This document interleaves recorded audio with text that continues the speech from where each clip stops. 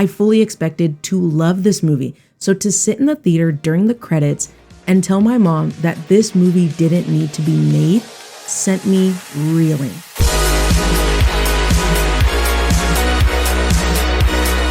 If you came to me, 2023, right after I walked out of the live action Little Mermaid with the mindset I'm about to come at you with, I would have heard you out and then respectfully went on my way, chalking it up as a difference in opinion.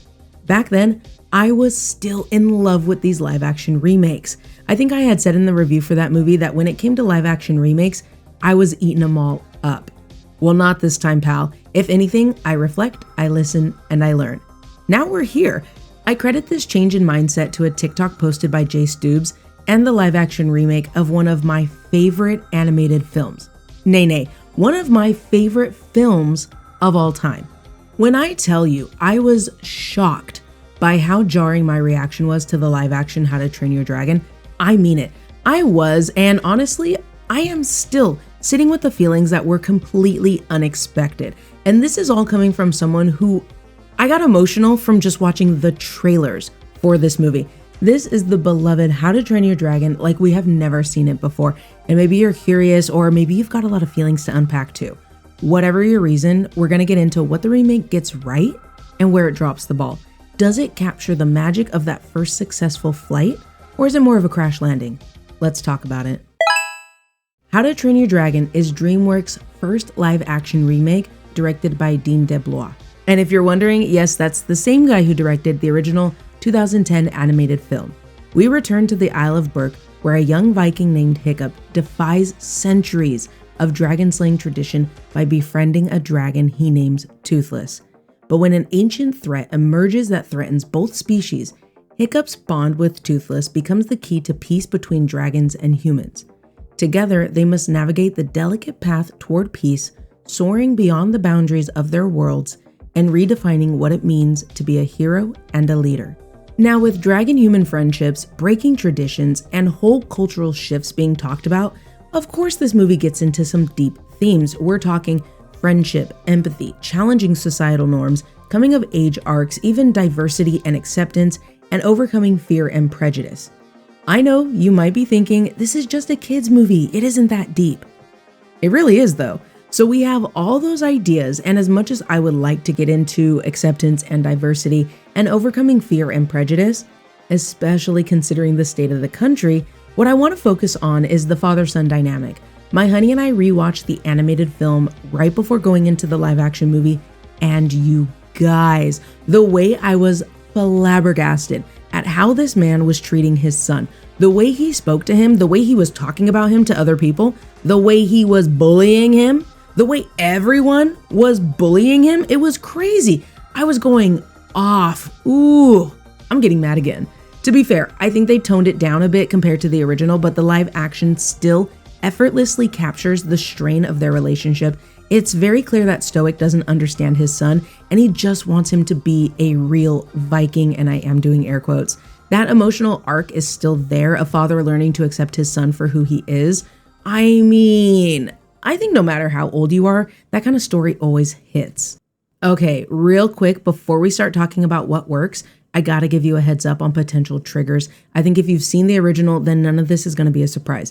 But if it's been a while or you've never seen the original, I wanna breeze through some of these things just in case. I also wanna point out that, I don't know, I feel like I am fully invested in the animated characters, but it might be easier for you to connect with these characters when they're live action. Real people and real looking dragons. The CGI is really good, and I really do just get fully invested in everything because everything is real to my heart. What I'm trying to say is, the emotional impact might hit harder than you expect. None of these ideas are presented in a way that's graphic, but I still think it's worth mentioning because that realism can make things feel more intense, especially for children or more sensitive viewers. Things like the dragons fighting, the Vikings attacking the dragons, and that final battle could feel more amplified just by being live action. And then there's the emotional side. The themes of loss, conflict, and the strained relationship we mentioned a second ago could feel heavy or heavier, especially with those emotionally grounded performances. Overall, the movie is still very much aimed at a wide audience, but the live action format makes certain moments land a little bit harder emotionally and visually, so it's worth going in prepared. So take care of yourself, do your own research if you feel like you need to, and make sure you're in a good headspace before watching. Now that we've covered that, let's talk about what works. Visually, this movie is gorgeous. The CGI is fantastic and the dragons look incredible. The flying sequences are amazing and they actually managed to pull off a similar magical feeling.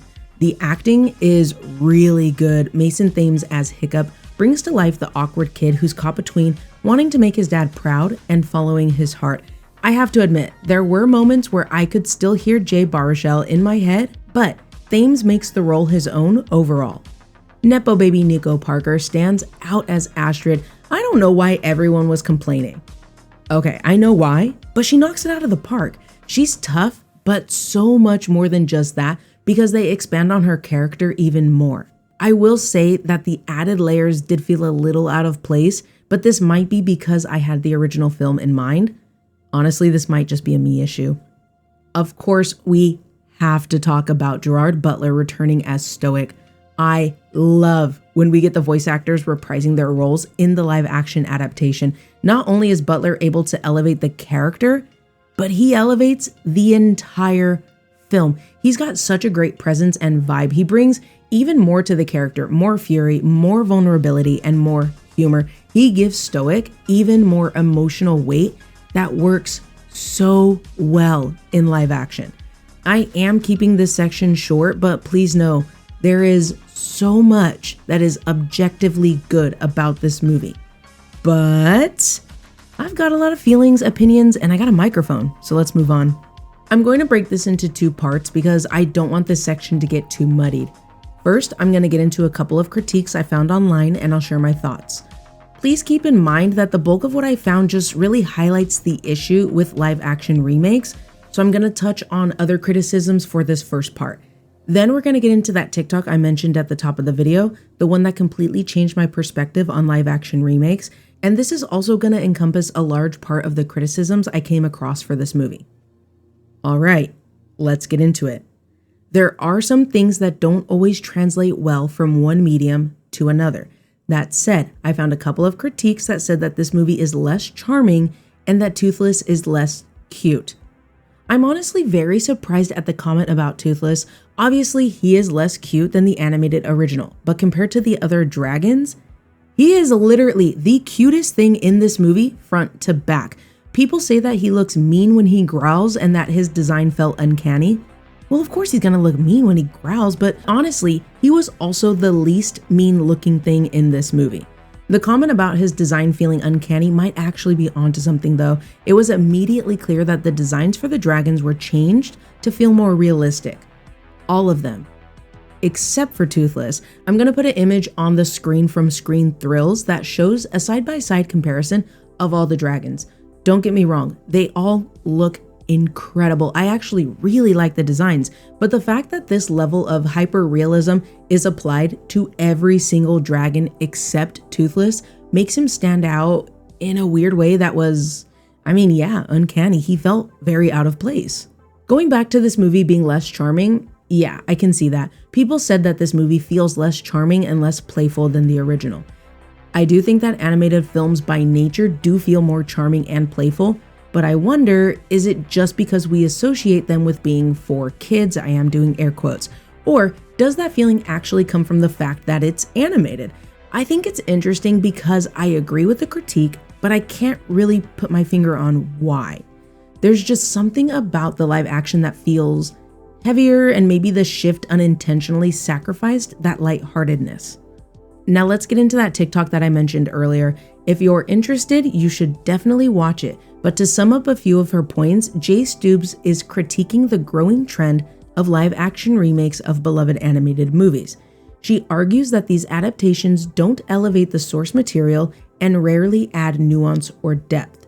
Instead, they often simplify a complex story and themes to fit a more mature or realistic aesthetic. She goes on to say that in an attempt to come off more mature, these remakes will often lose the emotional richness and imaginative power that animation naturally offers. She challenges the idea that live action is inherently more prestigious or meaningful than animation. Like animation is something you grow out of, which is both dismissive and untrue. She calls out how that mindset devalues the artistry of the original medium. While she admits there are exceptions, she feels most remakes don't justify their existence and often feel like a downgrade. Listening to her talk, having time to sit with it, then walking into the first live action remake I've seen in a while, really changed how I look at these movies and then really solidified how I was feeling. Like I said at the top of the episode, I am flabbergasted because I love How to Train Your Dragon. I fully expected to love this movie. So to sit in the theater during the credits and tell my mom that this movie didn't need to be made sent me reeling. I'm gonna gloss over those other critiques I mentioned that really support this idea. People said that this film lacked originality, which it is a remake, so I'm not sure how far off from the original people wanted it to be, and that it's pointless. I agree with the people that say that this film feels unnecessary and that it doesn't add much to the original. People also view it as a cash grab that's driven by nostalgia rather than artistic merit. On top of that, people said that the movie is too faithful to the animated film, that it's basically a beat-by-beat copy, which makes sense because it is a remake of the original, but I still wanted to add this comment to really emphasize the idea that this movie doesn't justify its own existence. I had to come back in and edit myself into this section. I'm just throwing this out there because I understand that not everything is for everyone and that there are people who love this movie, and they are not wrong. However, this conversation about how unnecessary this movie is had me going down a bit of a rabbit hole. Am I the only one who completely forgot about the How to Train Your Dragon Live Spectacular? If you've seen it, let me know your thoughts. I did come across a bunch of clips on YouTube, but I am pressed for time, so I didn't watch much. But based on what I came across online, the live action stage show reimagines the material through a theatrical lens, often with changes to the plot. I wonder if the live action movie reimagined the story or maybe even added more from the novel, if we would be having this conversation. From what I understand, this is what the studio wanted. This is how they wanted to make it. But I just wanted to mention this because it's even more to think about and something I thought was interesting. Anyway, let's get back to the episode. Okay, now let's talk side-by-side comparison, because after watching both versions back to back, the differences definitely stood out.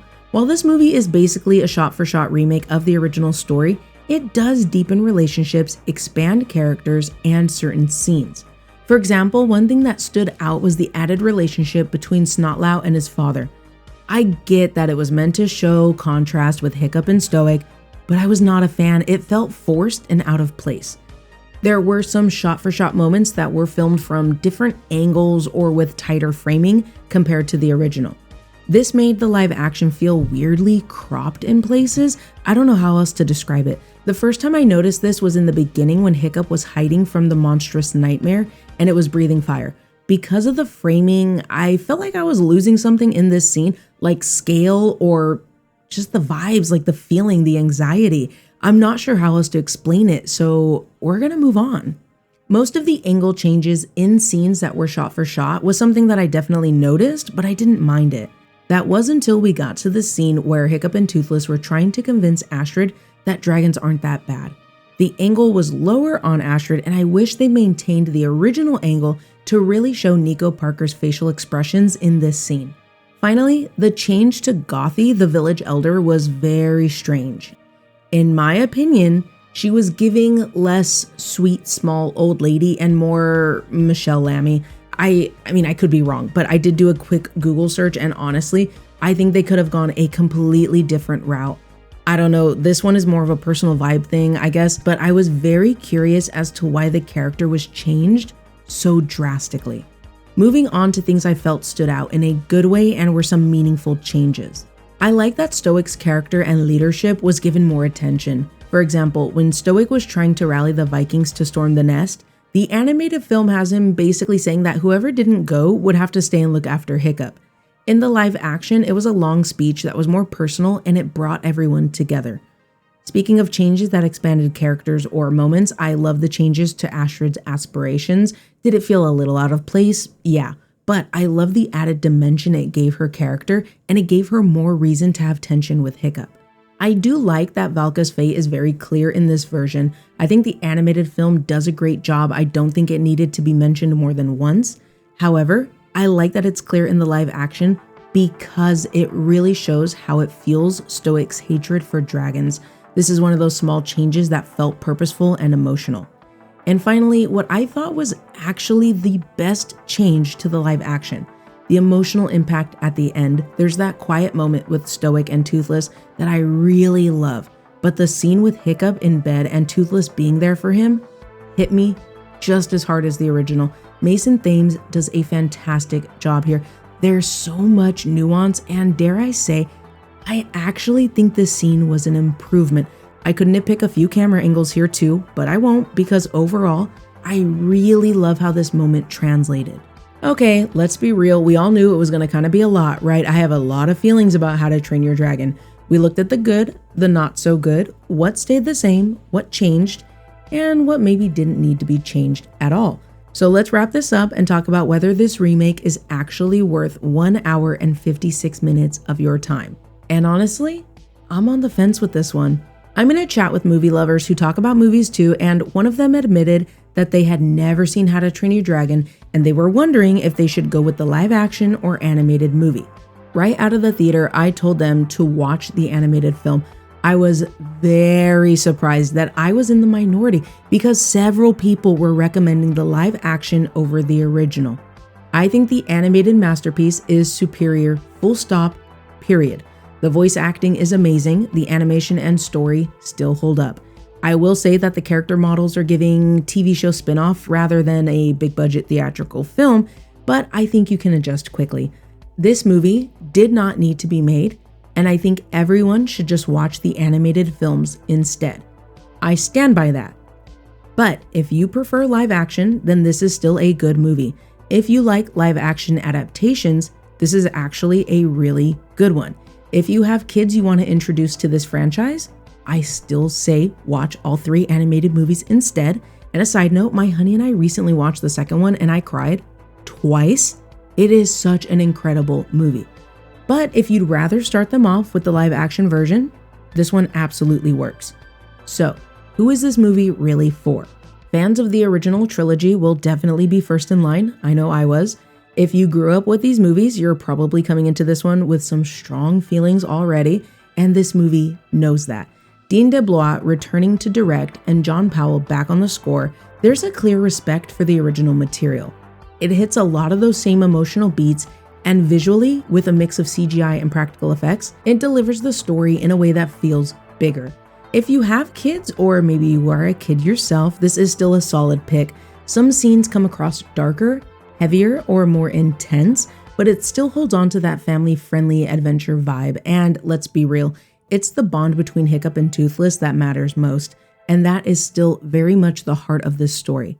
If you're watching for the visuals, you won't be disappointed. The world of Berk is brought to life in a way that feels grounded, but still magical. The flying sequences, the dragon battles, the landscapes, it's all stunning. The practical effects are a nice surprise, but the CGI is genuinely impressive, especially when it comes to the dragons.